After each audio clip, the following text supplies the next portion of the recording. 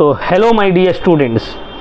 तो जैसे कि मेरा इंट्रोडक्टरी वीडियो आप लोगों ने कल देख लिया होगा, तो आज हम लोगों का फर्स्ट क्लास है बिजनेस स्टडीज़ का, class 12 West Bengal board, class 12 semester 3 का आज हम लोगों का फर्स्ट क्लास है। सेमेस्टर 3 कितने मार्क्स का होगा सर? 40 मार्क्स का। आज हम लोग कौन सा टॉपिक पढ़ने वाले हैं सर? आज हम लोग पढ़ेंगे यूनिट 1 का nature and significance of management. क्या पढ़ेंगे बाबू? Nature and significance of management. ये चैप्टर से आपका 5 मार्क्स का क्वेश्चन आएगा। क्या आएगा? 5 मार्क्स का 5 MCQs आएगा। कौन सा 5 MCQs आएगा? चैप्टर पढ़ाने के बाद मैं आप लोगों को खुद बता दूंगा। होपफुली वो जो मैं बताऊंगा आप लोगों को, जो MCQ सजेशंस में दूंगा, वही वाला एग्जाम में पूरा 100% आएगा। आप लोगों को बस क्लासेस को फॉलो करना है, इनरोल करवा दीजिए, क्योंकि यूट्यूब में मैं तो पूरा वीडियोस इस बार डालने वाला नहीं हूँ। कुछ वीडियोस डालूंगा, कुछ पेड बैच में ही रहेगा। और अगर वीडियोस डाल भी दूँ तो नोट्स है, सजेशंस है, ठीक है, प्रीवियस ईयर क्वेश्चंस है, MCQs है बहुत सारा, तो वो सभी चीज़ तो यूट्यूब में डालना पॉसिबल नहीं है। तो आप लोग इनरोल करवा लीजिए। हम लोगों का जो सेमेस्टर 3 क्लास 12 का बैच है, उसमें आप लोग सभी इनरोल करवा लीजिए। एकदम मिनिमम फीस है उसका, ओनली 2500 फॉर 6 मंथ्स। जब तक आपका एग्जाम नहीं होगा तब तक ओनली फॉर 2500, जिसमें आपका जितना भी कॉमर्स का सब्जेक्ट्स है वो सब इंक्लूडेड है। Business studies, accounts, cost and tax, economics, CLP, everything is covered. तो चलिए हम लोग स्टार्ट करते हैं आज हम लोग। तो देखिए सिलेबस भी nature and significance of management में मैनेजमेंट का concept, objective, importance, management as a science, as art, levels of management. तो 1-2 क्लास में हम लोग इसको कंप्लीट करेंगे। हड़बड़ाना नहीं है, आराम से समझ के पढ़ेंगे। बोर नहीं लगना चाहिए, क्योंकि देखिए BSTD बहुत सारा स्टूडेंट लोगों को लगता है बोरिंग है सर, बोरिंग है। नहीं बाबू, बोरिंग नहीं है, उसको आप ध्यान से पढ़ो ना, मज़ा आएगा उसमें। Day to day commerce is day to day activities. नीचे जाकर किराने की शॉप से सामान खरीदते हैं, उसमें इकोनॉमिक्स, उसमें बिजनेस, उसमें मार्केटिंग देखते हैं हम लोग। अपने एरिया में, मोहल्ले में किस तरह से मार्केटिंग हो रहा है गुड्स को, ये सब कॉमर्स ही तो है। डे टू डे एक्टिविटीज का ही तो काम है कॉमर्स का। तो बोरिंग नहीं बनाना है, आराम से हम लोग पढ़ेंगे, पूरा हम लोग सिलेबस को कंप्लीट करेंगे। चलिए, तो first chapter nature and significance of management. सबसे पहले ये बताइए मैनेजमेंट किसको बोलते हैं?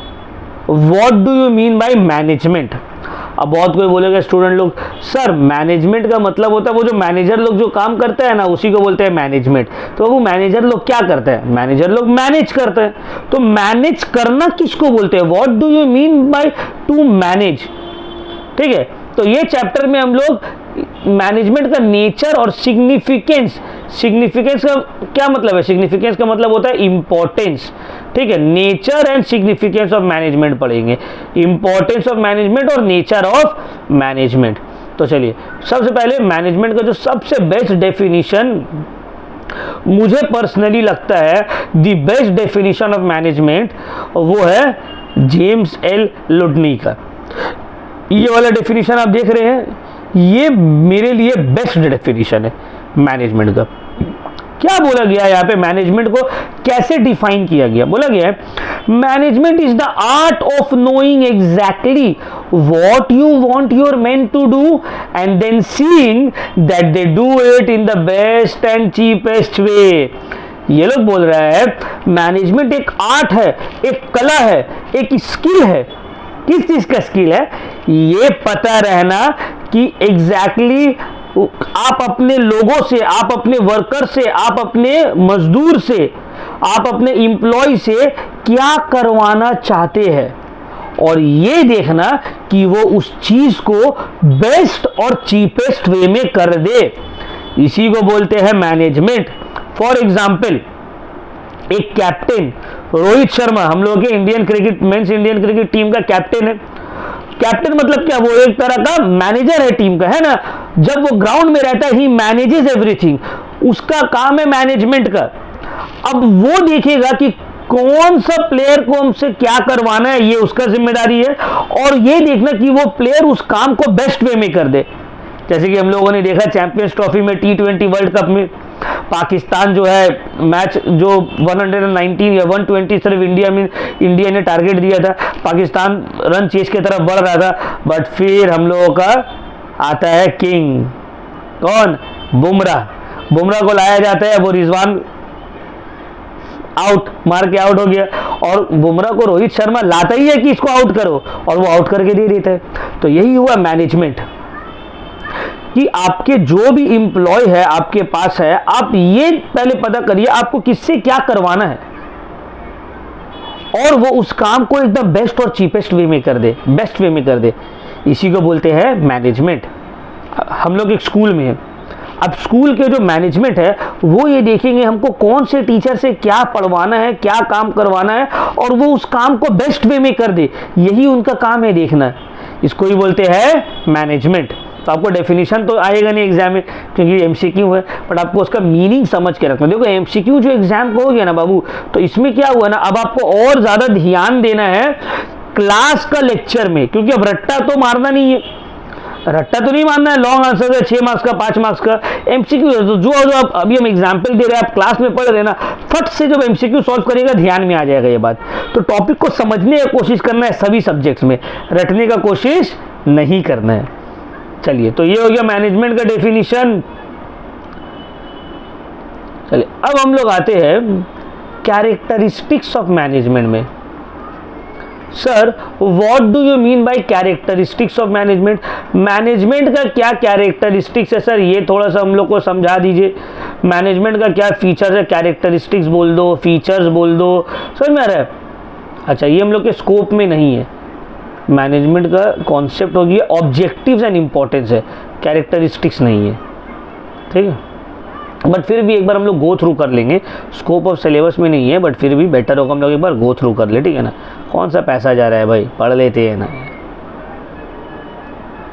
तो देखो, what are the features, characteristics बोलो, फीचर्स बोलो, सब सेम ही बात है।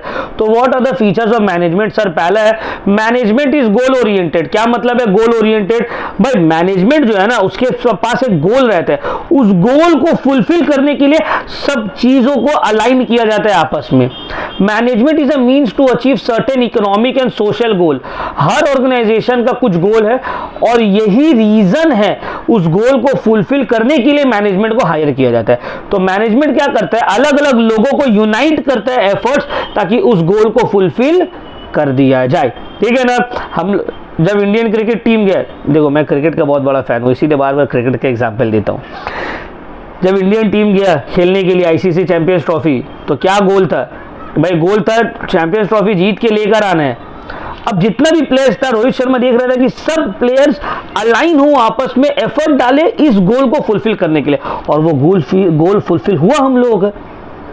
तो मैनेजमेंट इज गोल ओरिएंटेड। हर ऑर्गेनाइजेशन का एक गोल रहता है, मैनेजमेंट का काम है कि उस गोल को फुलफिल करवाना। दूसरा, मैनेजमेंट इज ऑल परवेसिव और यूनिवर्सल। क्या मतलब है sir? Management is all pervasive या ऑल यूनिवर्सल का मतलब है कि management activities of management are applicable to all type of organisation. हर टाइप ऑफ ऑर्गेनाइजेशन में मैनेजमेंट चाहिए, चाहे वो इकोनॉमिक हो, सोशल हो, चैरिटेबल हो, रिलीजियस हो या पॉलिटिकल हो। पॉलिटिकल पार्टी में मैनेजमेंट नहीं रहता है, पार्टी अध्यक्ष, उप अध्यक्ष, मेंबर्स बीजेपी में है, कांग्रेस में है, टीएमसी में है, बीएसपी में है, सब में है।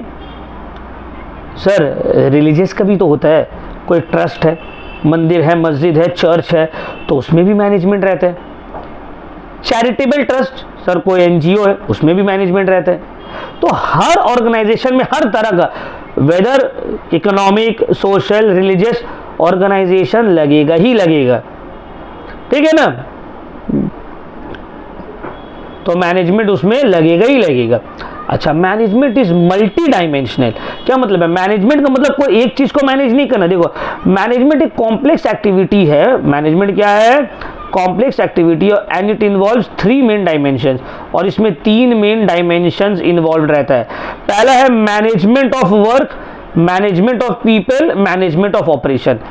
काम को मैनेज करना है ना भाई, काम मैनेज करना। ईच एंड एवरी ऑर्गेनाइजेशन में कुछ ना कुछ काम रहता है जिसको करना है।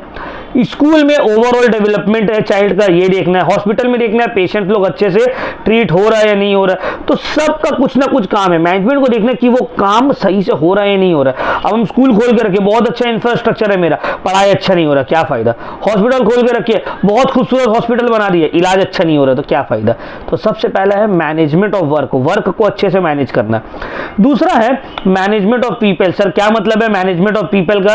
अब देखो हर ऑर्गेनाइजेशन में लोग तो काम कर रहे हैं ना, लोग काम कर रहे हैं, पूरा का पूरा तो मशीन नहीं। अगर मशीन से भी काम हो रहा है तो उसको ऑपरेट करने के लिए, चलाने के लिए कुछ लोग तो है। तो मैनेजमेंट का ये काम है कि लोगों से अच्छे से काम निकलवाना, getting things done through people which itself is not easy. बहुत आसान भाई, लोगों से काम करवाना बहुत आसान नहीं है। लोगों से काम करवाना इज नॉट वेरी इजी, बहुत टफ है। क्यों? क्योंकि हर लोगों का अलग पर्सनैलिटी है, अलग नीड्स है, अलग बैकग्राउंड है। कोई लोग जो है बहुत जल्दी गुस्सा हो जाता है, कोई जॉली नेचर का रहता है ना भाई। हम लोग भी दोस्ती यारी में देखते हैं, एक दोस्त जिसको थोड़ा सा कुछ बोल दिए गरम गुस्सा हो जाएगा। कोई जो है बहुत ज़्यादा मजाकिया रहता है, वो सबसे मजाक करता है। तो सबका पर्सनैलिटी अलग है, सब अलग बैकग्राउंड से आ रहा है। कोई जो है सह लेता है, कोई नहीं सहता है। तो इसीलिए ये बहुत इंपॉर्टेंट है मैनेजमेंट ऑफ पीपल, बहुत टफ भी है और बहुत इंपॉर्टेंट भी है। फिर है मैनेजमेंट ऑफ ऑपरेशंस। क्या मतलब है इसका? अगर इन ऑर्डर टू सर्वाइव, हर ऑर्गेनाइजेशन को कुछ ना कुछ गुड्स एंड सर्विसेज तो बनाना होगा। ऑपरेशंस का मतलब क्या होता है? Production cycle, buying and converting them into finish goods. आप रॉ मटेरियल खरीद रहे हो और रॉ मटेरियल को फिनिश गुड्स में कन्वर्ट कर दे रहे हैं, इसको बोला जाता है मैनेजमेंट ऑफ ऑपरेशंस। तो ऑपरेशंस जो परफॉर्म हो रहा है, आपको जो प्रोडक्शन साइकिल पूरा चल रहा है, तो उसको भी मैनेज करना सही से। तो ये 3 डायमेंशंस है मैनेजमेंट का, और तीनों जो है एक दूसरे से इंटरलिंक्ड है। क्या है वो? पहला है मैनेजमेंट ऑफ वर्क, काम को मैनेज करना, मैनेजमेंट ऑफ पीपल, लोगों को मैनेज करना, मैनेजमेंट ऑफ ऑपरेशंस, ऑपरेशन मतलब प्रोडक्शन, सेल, परचेज, इसको मैनेज करना। ठीक है ना? तो ये 3 डायमेंशंस है मैनेजमेंट का। अच्छा, management is a continuous process, very very important. क्या मतलब है सर? देखो मैनेजमेंट जो है ना, ये कंटिन्यूअस प्रोसेस है। वर्कर आएगा जाएगा, जब तक ऑर्गेनाइजेशन है तब तक मैनेजमेंट रहेगा। तो मैनेजमेंट एक कंटिन्यूअस प्रोसेस है, मैनेजमेंट कंटिन्यूअस प्रोसेस है वो। क्योंकि देखो ऑर्गेनाइजेशन में प्लानिंग, ऑर्गेनाइजिंग, स्टाफिंग, डायरेक्टिंग, ये सब तो चलते रहेगा ना, ये सब चलते रहेगा। तो ये सब जब तक चलते रहेगा, कब तक? जब तक ऑर्गेनाइजेशन है। तो ये कंटिन्यूअस प्रोसेस है। ठीक है? मैनेजमेंट एक ग्रुप एक्टिविटी है, कोई एक आदमी मैनेजमेंट नहीं कर सकता है। मैनेजमेंट में नंबर ऑफ पर्सन्स इन्वॉल्व रहता है, जो एज अ ग्रुप काम करता है, तब जाके ऑर्गेनाइजेशन मैनेज हो पाता है। रोहित शर्मा अकेला मैच नहीं जीता पाएगा, उसको बुमराह का सपोर्ट चाहिए, उसको विराट कोहली का सपोर्ट चाहिए, उसको मिडिल ऑर्डर का सपोर्ट चाहिए, उसको लोअर ऑर्डर का सपोर्ट चाहिए, उसको स्पिनर्स का सपोर्ट चाहिए, तभी होगा भाई। मैनेजमेंट एक ग्रुप एक्टिविटी है। Management is a dynamic function. क्या मतलब है? इसमें एक्सटर्नल इन्वायरमेंट से भी डील करना पड़ता है। मैनेजमेंट से सिर्फ इंटरनल इन्वायरमेंट से डील नहीं करेगा, politics, economic condition, social condition, legal condition country का, ये सबसे डील करना पड़ता है मैनेजमेंट को। तो मैनेजमेंट को एक सिंगल एक्टिविटी नहीं है, डायनेमिक है। Management is intangible force. क्या मतलब है? देखो मैनेजमेंट नजर नहीं आता है, फील होता है। हम बोलते हैं ना भाई ये स्कूल अच्छा मैनेज किया हुआ है, ये ऑर्गेनाइजेशन अच्छा मैनेज किया हुआ है। तो अच्छा मैनेजमेंट क्या बोलेगा? लाओ दिखाओ तो भाई, कहाँ है? हमको हाथ में लेकर दिखाओ मैनेज अच्छा किया हुआ है। तो ये नज़र नहीं आएगा, इसको फील किया जाएगा। Management can not be seen physically, it can be felt. Feel होगा हाँ भाई अच्छा मैनेज है, नजर नहीं आएगा, उसको छू और टच नहीं कर सकते। ये एक इनटैंजिबल चीज है ना। जैसे कि ऑनेस्टी, हम लोग इंसान ईमानदार है, तो उसका ईमानदारी नजर थोड़ी आता है, उसका ईमानदारी फील किया जाता है। समझ में आ रहा है बात? उसी तरह मैनेजमेंट भी एक इनटैंजिबल फोर्स है, उसको फील किया जाएगा। ठीक है? काम जो है वक्त में हो रहा है, सब वर्कर्स लोग अच्छे से बात सुन रहे हैं सबका, तो ये हम लोग बोलेंगे कि मैनेजमेंट जो है ये एक इनटैंजिबल फोर्स है। Management is a science as well as an art. Sir क्यों ये साइंस है? देखो मैनेजमेंट एक साइंस है और एक आर्ट है, लेकिन पढ़ रहे हैं कॉमर्स में। ना साइंस वाला पढ़ रहा है ना आर्ट्स वाला पढ़ रहा है कॉमर्स वाला, है ना। मैनेजमेंट एक साइंस है और एक आर्ट भी है, और उसको पढ़ाया जा रहा है कॉमर्स में, साइंस और आर्ट में नहीं पढ़ाया जा रहा है। तो देखो क्यों उसको बोला गया सर मैनेजमेंट एक साइंस है?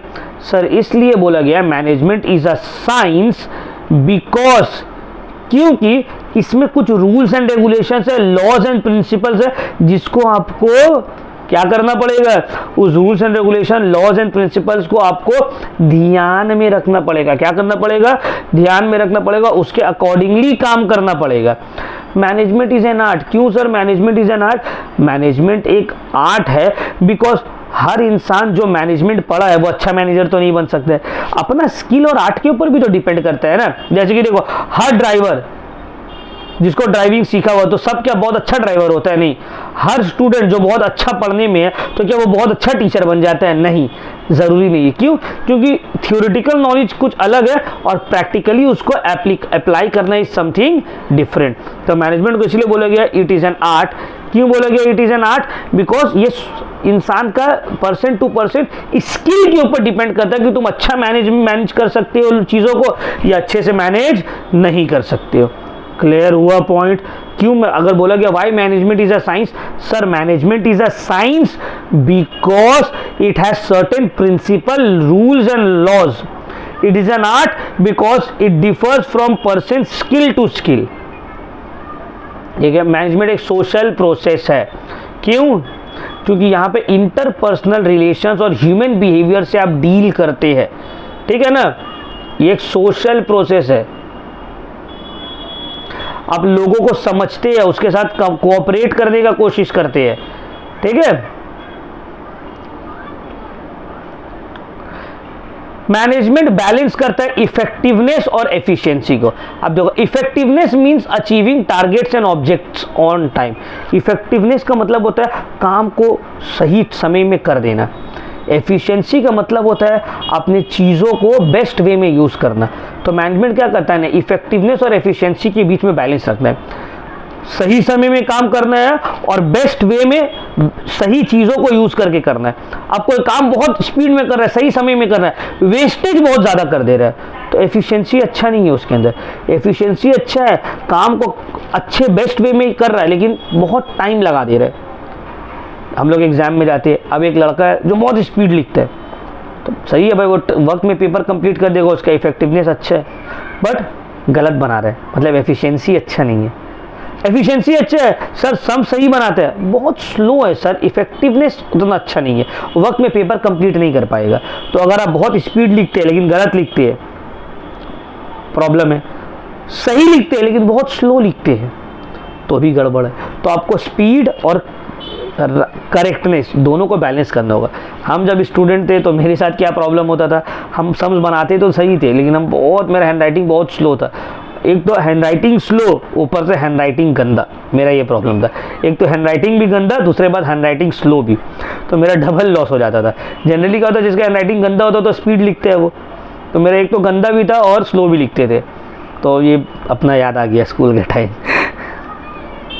ठीक है, क्लियर हो गया। तो मैनेजमेंट क्या करता है, इफेक्टिवनेस और एफिशिएंसी के बीच में एक बैलेंस क्रिएट करता है। क्लियर हो गया भाई, कोई डाउट नहीं है। चलिए भाई आगे बढ़ते हैं हम लोग। Objectives of management. मैनेजमेंट का क्या ऑब्जेक्टिव्स है? मैनेजमेंट का ऑब्जेक्टिव्स को 3 कैटेगरी में डिवाइड किया गया, 3 हेडिंग्स में डिवाइड किया गया। एक है ऑर्गेनाइजेशनल ऑब्जेक्टिव, कि ऑर्गेनाइजेशन का ऑब्जेक्टिव्स होता है मैनेजमेंट से रिलेटेड। दूसरा होता है सोशल। सोशल मतलब हो गया सोसाइटी। सोशल जब भी हम बोल रहे हैं यहाँ पे सोशल का मतलब है सोसाइटी। और फिर है इंडिविजुअल। इंडिविजुअल का मतलब यहाँ पे होता है इम्प्लॉइज। ठीक है ना सर? तो मैनेजमेंट का क्या ऑब्जेक्टिव्स है? ऑर्गेनाइजेशन से रिलेटेड, सोसाइटी से रिलेटेड और इंडिविजुअल एम्प्लॉयज से रिलेटेड। तो चलिए पहले आते हैं ऑर्गेनाइजेशनल ऑब्जेक्टिव। सर ऑर्गेनाइजेशन का क्या ऑब्जेक्टिव रहेगा? Sir number 1, organisation up management है। ठीक है, ऑर्गेनाइजेशन से रिलेटेड आपका क्या ऑब्जेक्टिव रहेगा? सबसे पहले अगर हम कोई ऑर्गेनाइजेशन स्टार्ट कर रहे हैं, पहला चीज जो हम देखेंगे वो हम देखेंगे कि वो सरवाइव कर पाए। आप कोई बिजनेस स्टार्ट किए, आप क्या सोचेंगे 1 साल में इसको एकदम जो है अडानी का कंपनी से टक्कर लेना है, रिलायंस को पीछे छोड़ देना? नहीं, आप ये सब सोचते हैं। हम सोचते हैं भाई बिजनेस स्टार्ट किए, धंधा स्टार्ट किया, बस चल जाए। अब हम अपना कोचिंग सेंटर खोले तो हम क्या सोचेंगे, हमको एकदम बायजूस को टक्कर देना है, हमको जो है PW को पीछे छोड़ना है? नहीं, हम क्या सोचेंगे भाई मेरा सरवाइव कर जाए, कि बंद करना ना पड़े, स्टूडेंट इनरोलमेंट आए, हम अच्छे से पढ़ाए, लोग हमसे समझे, मेरा जो है सरवाइव कर जाए। एक बार सरवाइव हो गया, हाँ सर स्टूडेंट आ रहा है, मेरा कोचिंग सेंटर चल गया है, अब हम सोचेंगे प्रॉफिटेबल, ज़्यादा से ज़्यादा प्रॉफिट को बढ़ाए। तो पहला जो ऑब्जेक्टिव है ऑर्गेनाइजेशन का मैनेजमेंट से वो है सर्वाइव कर जाए, धंधा बंद करने का नौबत ना आए, सर्वाइव कर गया। अब हम सोचेंगे भाई प्रॉफिट कमाना है, पैसा कमाने के लिए स्टार्ट किया धंधा, तो अब जो है प्रॉफिट को बढ़ाया जाएगा। सर प्रॉफिट भी बढ़ गया, अब हम बोलेंगे ग्रोथ होगा, ब्रांचेस खोलो, एक वहां पर ब्रांच खोल दो, एक यहाँ पे ब्रांच कर दो। क्यों? प्रॉफिट है भाई। कभी सोचे हो एक कंपनी स्टार्ट होते साथ ही 10 तो ब्रांच खोल रहे हैं? वो नहीं, पहले वो देखिएगा सर्वाइव कर जाए, फिर जब देखिएगा इससे मेरा प्रॉफिट बहुत बढ़ रहा है, अब जो है वो ग्रोथ की तरफ जाएगा। क्लियर हो गया भाई? कोई डाउट आप लोगों को? चलिए, तो ये 3 इंपॉर्टेंट ऑर्गेनाइजेशनल ऑब्जेक्टिव है, सरवाइव करना, प्रॉफिट कमाना और ग्रोथ करना। अब आते हैं सोशल ऑब्जेक्टिव है, सोसाइटी का क्या ऑब्जेक्टिव होगा? मैनेजमेंट जो है ये एक ऑर्गन है सोसाइटी का ही, तो उसका कोई सोशल ऑब्जेक्टिव्स भी होगा। तो क्या सोशल ऑब्जेक्टिव है? मेरे मोहल्ला में, मेरे एरिया में एक बिजनेस ऑर्गेनाइजेशन, एक शॉपिंग मॉल, एक बड़ा सा कोई कॉम्प्लेक्स खुल रहा है, बिजनेस एक्टिविटी कोई कर रहा है, तो हम क्या चाहेंगे? एक बड़ा सा जनरल स्टोर खुल रहा है, तो हम क्या चाहेंगे? हम सबसे पहले चाहेंगे supply of quality product at reasonable price. हम ये चाहेंगे कि सर हमको क्वालिटी प्रोडक्ट मिले और रीजनेबल प्राइस में मिल जाए। क्या मतलब है इसका? क्वालिटी प्रोडक्ट और रीजनेबल प्राइस में मिले, अच्छा प्रोडक्ट हो और ठीक ठाक दाम हो, बहुत ज़्यादा महंगा ना हो। हम लोग एज एन इंडियन है भाई, हम लोग को हर चीज़ सस्ता और अच्छा चाहिए, है ना। तो पहला जो ऑब्जेक्टिव है सोसाइटी का एज एन इंडियन हम लोग का यही है, हम लोग यही एक्सपेक्ट करते हैं कि हम लोग को क्वालिटी प्रोडक्ट मिले और रीजनेबल प्राइस में मिले। दूसरा और क्या ऑब्जेक्टिव है? Contribution toward desirable civic activities. Businesses जो है वो सिविक एक्टिविटीज़ की तरफ कुछ कंट्रीब्यूट करे, जैसे कि ट्री प्लांटेशन में हेल्प करे, साफ सफाई रखने में हेल्प करे। ऐसे नहीं है कि एक रेस्टोरेंट खोला, वो डेली इतना कचरा ला के मोहल्ला में फेंक दे रहा है, एरिया में फेंक दे रहा है, और वहाँ जो है गंदगी फैल रहा है। तो ये सब में सिविक इम्यूनिटीज़ को प्रोटेक्ट करे, पार्क्स को प्रोटेक्ट करे, अगर एरिया में है तो ट्रीज को प्रोटेक्ट करे। फिर है generation of economic wealth create करे, बिजनेस के लिए भी और लोगों के लिए भी, सोसाइटी के लिए भी, ठीक है ना। फिर फाइनेंशियल सपोर्ट करे कम्युनिटी को, अगर कम्युनिटी में कोई वीकर सेक्शन है, देखो यहाँ पे उन लोगों को फाइनेंशियली सपोर्ट करे, गरीब लोगों को, बच्चों को स्कॉलरशिप दे, जो हैंडीकैप है, वीकर सेक्शन है, उन लोगों को कुछ हेल्प करे, है ना। कोई पुअर पीपल है तो उन लोग को कुछ मतलब हेल्प करे, है ना। तो ये सोसाइटी ये करते हैं। हम लोग के जो रतन साहब थे, रतन टाटा जी, सच में वो रतन थे। तो टाटास का इतना इज्जत है, आज भी उनका हम लोग इतने इज्जत करते हैं, और हर कोई इज्जत करता है। ये नहीं कि सिर्फ मुस्लिम्स, हिंदू नहीं, Hindu Muslim Christian anyone doesn't matter, but they all respect, है ना, रिस्पेक्ट हिम। तो क्यों? क्योंकि वो लोग फाइनेंशियली बहुत सपोर्ट किया, फाइनेंशियली और बहुत सारा सपोर्ट किया। Indians owe to them, we Indians owe to Ratan Tata sir.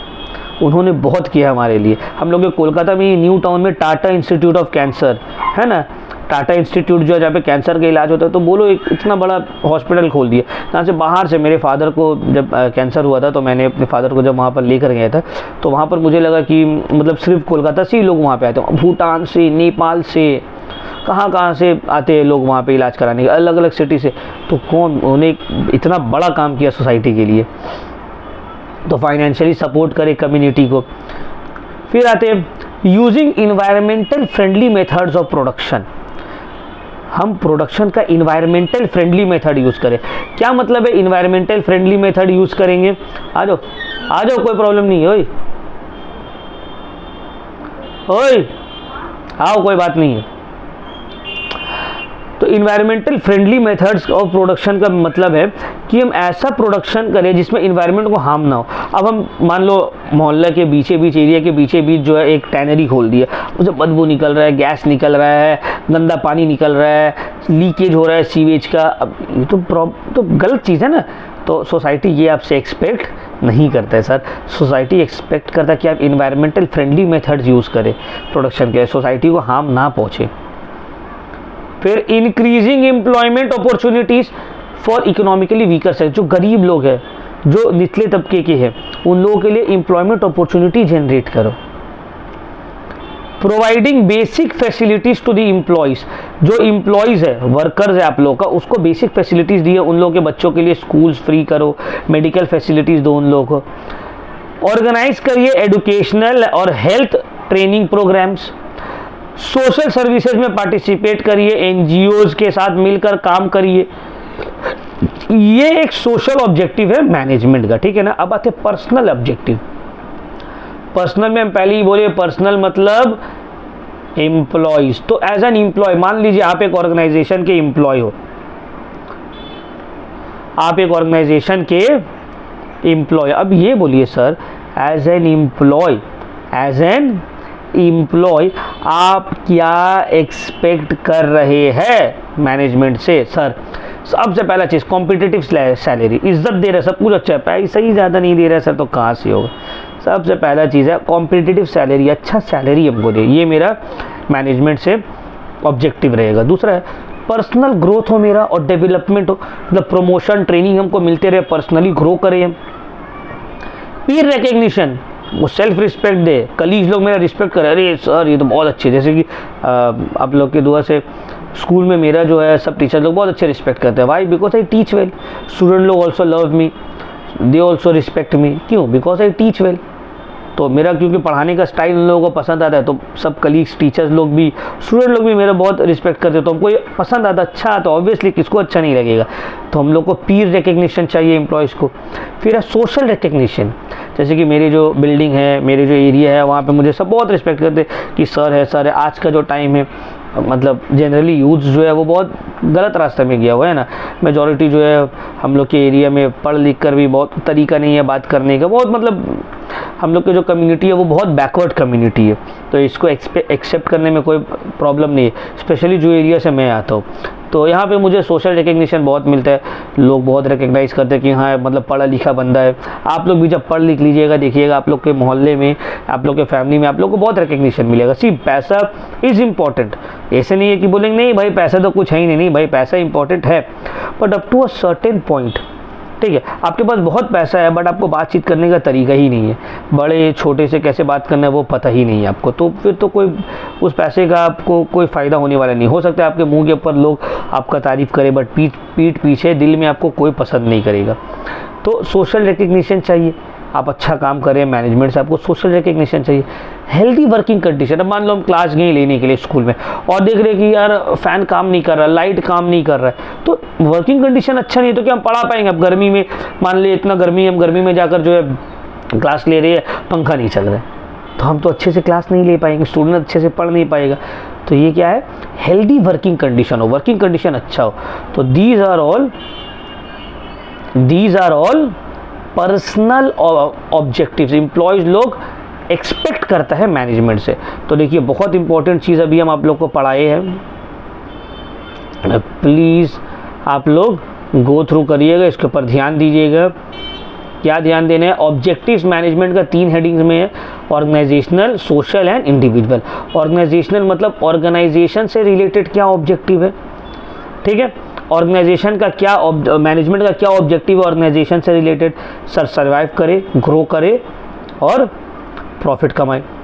Society का क्या ऑब्जेक्टिव है? देखिए जनरली हम अगर हमको पता रहता है एमसीक्यूज नहीं आ रहा तो हम 4-5 पॉइंट आपको एक्सप्लेन करते, बाकी बोलते रीड करिए, बट अभी भी एमसीक्यू से कुछ भी पूछ सकता है, तो आपको पूरा सही से ध्यान से समझना पड़ेगा, समझ रहे हैं ना। तो क्लास लेक्चर्स हम लोग लंबा करेंगे, जनरली हम एक क्लास में इसको कंप्लीट कर देते हैं, बट अभी हम लोग 2 क्लास लेंगे। क्यों? क्योंकि डीप में जाएंगे, एक एक लाइन को समझने का कोशिश करेंगे, एक्सप्लेन करेंगे आप लोग को, ताकि बोर फील ना हो, बोरिंग ना लगे, ठीक है ना। होपफुली आप लोगों को मेरे क्लास में बोर नहीं लगेगा। ये तो समझ लो BSTD है, जब accounts, economics, cost and tax पढ़ाएंगे तो और मज़ा आएगा। चलिए अब हम लोग आते हैं importance of management. Sir management का क्या इम्पोर्टेंस है?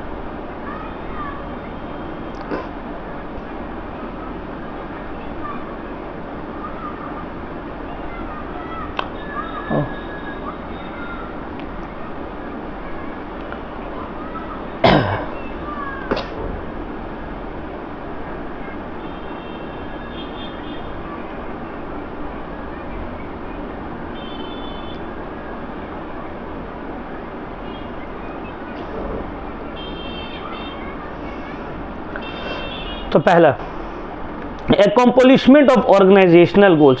सर पहला ऑब्जेक्टिव जो मैनेजमेंट का है वो है ऑर्गेनाइजेशन का गोल्स को अचीव करने में हेल्प करना। क्लियर? ऑर्गेनाइजेशन का जो भी गोल है उसको अचीव करने में हेल्प करना मैनेजमेंट का ये काम है। पहला जो है इंपॉर्टेंस है। Clear cut definition of goal is essential, मतलब क्या हमको करना है, ऑर्गेनाइजेशन क्या चाह रहा है। जियो जब मार्केट में लॉन्च हुआ था, जियो फ्री में दिया ना चलाने के लिए, तो बोला सर लॉस में जा रहा है भाई, उसका प्रॉफिट कमाना अभी गोल है ही नहीं, उसका गोल है ज़्यादा से ज़्यादा कस्टमर को अपने पास बुलाना, अपना कस्टमर बनाना, कस्टमर बेस को बड़ा करना। तो ये ऑलरेडी मैनेजमेंट को बोल दिया गया होगा कि भाई हम लोग का ये गोल है, आप इसको फुलफिल करिए। दूसरा, इंक्रीजेस एफिशिएंसी, वर्कर्स लोग का एफिशिएंसी को इंक्रीज करवाना। समझ में आ रहा है? जैसे कि हम स्कूल में टीचर है, तो ये मेरे मैनेजमेंट का काम है कि वो लोग कैसे करके मुझसे बेस्ट वे में काम निकलवा पाए, ज़्यादा से ज़्यादा बेस्ट वे में मुझसे काम वो लोग निकलवा पाए। ये उन लोगों का काम है, ठीक है, कि मेरा एफिशिएंसी इंक्रीज हो। मेरा एफिशिएंसी इंक्रीज होगा, हम ज़्यादा बेटर वे में पढ़ाएंगे। मान लो एक वर्कर का एफिशिएंसी इंक्रीज होगा तो वह कम कॉस्ट में सामान को बना देगा, कम टाइम में सामान को बना देगा। तो ये दूसरा इंपॉर्टेंस है, एफिशिएंसी को इंक्रीज करवाना। तीसरा है establishment of a sound organisation structure. क्या मतलब है इसका? इसका मतलब है कि ऐसा ऑर्गेनाइजेशन का स्ट्रक्चर को बनाए कि सबको पता रहे कि मेरा ऊपर वाला बॉस कौन है, मेरा सबऑर्डिनेट कौन है, हमको किससे ऑर्डर लेना है, हमको किसको ऑर्डर पास करना है, मेरा क्या रिस्पॉन्सिबिलिटी है, मेरा कितना अथॉरिटी है और हम कितना अकाउंटेबल है। ये सब चीज़ क्लियर हो, ठीक है। क्रिएट्स अ डायनेमिक ऑर्गेनाइजेशन, एक डायनेमिक ऑर्गेनाइजेशन बनाए। क्यों? क्योंकि देखो भाई, इन्वायरमेंट, बिजनेस इन्वायरमेंट बहुत डायनेमिक है, हर साल कुछ ना कुछ चेंजेस आ जा रहे हैं। तो उस चेंजेस को सरवाइव कर पाए, उसके साथ अपने आप को ढाल पाए, उसके साथ अपने आप को आगे बढ़ा पाए, इसके लिए एक डायनेमिक ऑर्गेनाइजेशन बनाना है। क्या करना है? एक डायनेमिक ऑर्गेनाइजेशन जो चेंजेस के साथ जो आता है, वो चेंजेस उसके साथ अपने आप को ढाल सके, अपने आप को ढाल सके। Helps in achieving personal objectives, जो भी पर्सनल ऑब्जेक्टिव है, चाहे मैनेजर का हो, चाहे वर्कर का हो, चाहे एम्प्लॉय का हो, वो सब पर्सनल ऑब्जेक्टिव्स जो है उसको भी फुलफिल करने में मैनेजमेंट को हेल्प करेगा। मेरा पर्सनल ऑब्जेक्टिव है कि सर हम अकाउंट्स का बेस्ट टीचर बने इस सिटी में, तो स्कूल को चाहिए कि मेरा जो मैनेजमेंट है उसको चाहिए कि ये भी जो मेरा पर्सनल ऑब्जेक्टिव है इसको फुलफिल करने में हेल्प करे। क्यों भाई? जब हम बेस्ट टीचर बनेंगे तो आपका स्कूल को भी तो फायदा होगा, स्टूडेंट्स को भी तो फायदा होगा और मुझे भी फायदा होगा, ठीक है। तो एफिशिएंट मैनेजर वही है जो मैक्सिमम प्रॉस्पेरिटी बेस्ट अपनी एम्प्लॉय से निकलवाता है, ठीक है ना। Helps in development of the society, society के डेवलपमेंट के लिए भी काम करे। कैसे? क्वालिटी गुड्स प्रोवाइड करे, अच्छा सैलरी दे, एम्प्लॉयमेंट जनरेट करे, अपॉर्चुनिटीज़ क्रिएट करे, कंट्री का जीडीपी, नेशनल इनकम को बढ़ाए, कंट्री के ग्रोथ में हेल्प करे। तो ये सब है मैनेजमेंट का इंपॉर्टेंस। वो डेवलपमेंट, सोसाइटी को डेवलप करने में, कंट्री को डेवलप करने में इम्पॉर्टेंट रोल प्ले करे, ठीक है। तो हो गया क्लियर, कोई डाउट नहीं। तो आज हम लोग यहाँ तक ये आई थिंक इसका फ़ोटो हम 2 बार ले लिए, ठीक है, इंपॉर्टेंस ऑफ मैनेजमेंट का। तो हम लोग इंपॉर्टेंस ऑफ मैनेजमेंट तक किए हैं आज। नेक्स्ट क्लास से we will continue with nature of management, management as a science, management as an art, management as a profession, इसको कंप्लीट करेंगे हम लोग, ठीक है। फिर आएंगे लेवल्स ऑफ मैनेजमेंट, ठीक है। तो जो भी है हम लोग इसको फिर नेक्स्ट क्लास में होपफुली हम लोग इसको पूरा कंप्लीट करेंगे। तो किसी को कोई भी डाउट है तो हमसे आप लोग भाई पूछ सकते हैं, कोई टेंशन वाला बात नहीं है, ठीक है। नेचर ऑफ मैनेजमेंट से वी विल स्टार्ट, क्योंकि देखो थ्योरेटिकल पोर्शन है ना, अगर हम तो चाहे तो 1 घंटा भी पढ़ा देंगे, कोई प्रॉब्लम नहीं है, बट फिर बोर लगने लगेगा। तो जब बोर ही लगने लगेगा तो फ़ायदा क्या है? और जाहिर सा बात है ये आप लोग को रिकॉर्डेड मिलेगा। अब किसी को लग रहा है कि नहीं भाई हमको जो एट अ स्ट्रेच देखना है, मेरा दिल कर रहा है, तो अब एक वीडियो के बाद दूसरा वीडियो देख लेना, कोई दिक्कत नहीं है आपको, ठीक है ना।